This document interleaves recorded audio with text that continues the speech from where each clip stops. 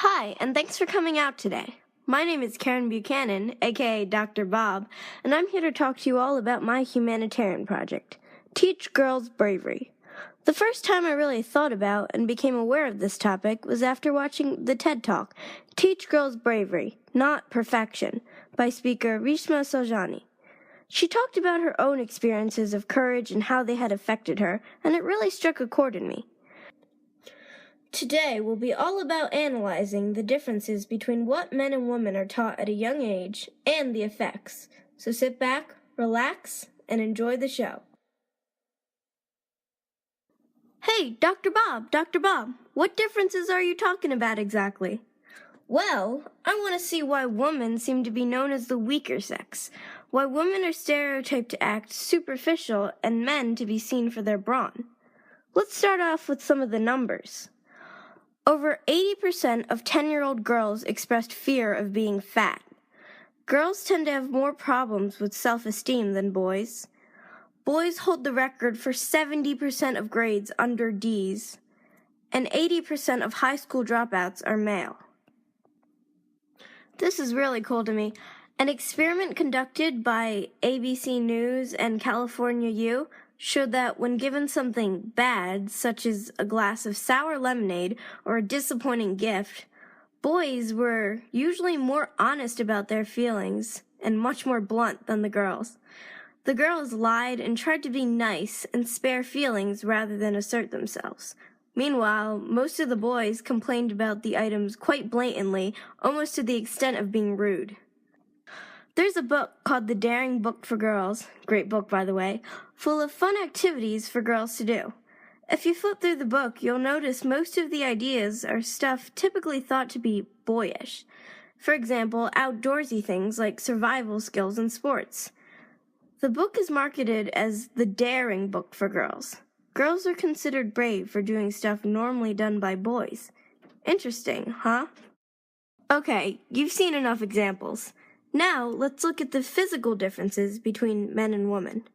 Aside from the, obvious ones, men have more percentage of body muscle in their bodies, not to mention stronger bones and ligaments than women. As for brains, it's a well-known idea that the general population of women and men seem to be wired very differently.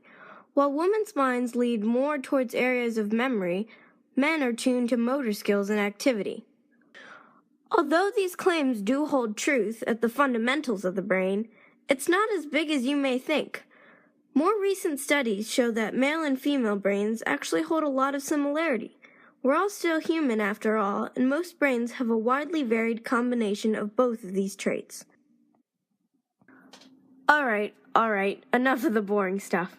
Let's discuss my analysis of these piles of research to figure out what happened over the years to separate boys and girls so much. Time for a bit of rewinding. Back in the olden days, no, not when there were no iPhones, I mean when human race's biggest concern was living to see another day. The most important trait was your ability to survive. Now men, being stronger physically, would be better suited for this, right? You couldn't exactly get your next meal by reciting pi from memory. So, men would generally do the athletically prone tasks, and women would be left to other things, like cooking, cleaning, those kind of stereotypes. Let me make this clear.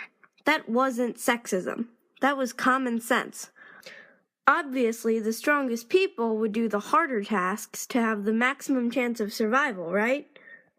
So over time, men came to be seen as the dominant sex, as they were more important to the ultimate goal of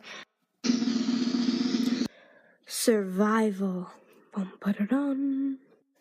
The best man was the one with the most power and strength. However, over time, society grew and developed. We gained better technology, and it became easier to succeed in the world with skills other than muscle. Unfortunately, the idea that women are the weaker sex continued to stick. Since men were seen as stronger, it was taught that men must continue to be strong and brave, just like their strong and successful ancestors before them. Men had to be brave. So what did women have to be? Women had to be perfect.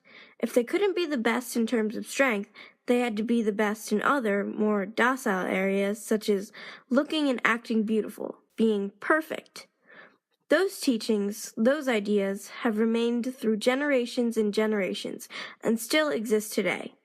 Girls must be perfect, boys must be brave.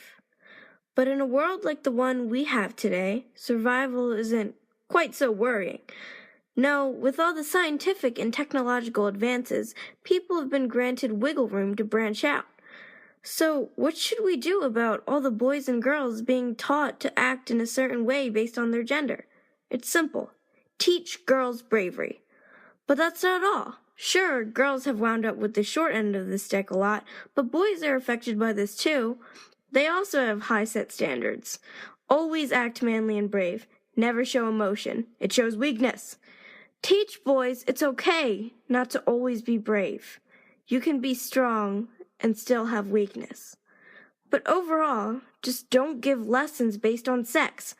Teach all children that bravery is not to be frowned upon, that anyone can be strong. But wait, there's more. Who says this has to be limited to children? I mentioned before that we are all only human. Well, there's something amazing about humans. And I mean other than our invention of pizza, of course, but that's a close second. As a group, the best quality humans have is our capability for change. We grow, we learn, we develop. Just because you aren't a kid anymore doesn't mean you're doomed to always being bound by the norm. You can learn bravery. You can start being strong just by deciding it. The only one who can change yourself is you. Welcoming the chance to learn courage is the first step to having it, and the first step to a better, brighter future. Thank you.